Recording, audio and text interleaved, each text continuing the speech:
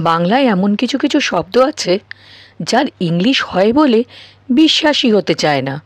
সেরকমই একটা শব্দ হলো গড়িমসি। আর বাঙালিরা তো গড়িমসি করতে একেবারে ওস্তাদ।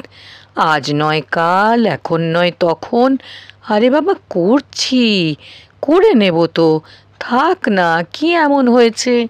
আমি নিজেও গড়িমসি করতে বড্ড ভালোবাসি। তাই জন্যে তো ভেবেছিলাম গড়িমসির বোধহয় কোনো ইংলিশ শব্দ হয় না। কিন্তু আবার ভাবলাম না, আমি তো একা নই, পৃথিবীতে এমন লোক তো অনেকই আছে যাদের গড়িমসি করেই দিন কেটে যায়। তাই গড়িমসির ইংলিশ হলো ডিলি ড্যালি। DILLY DALLY।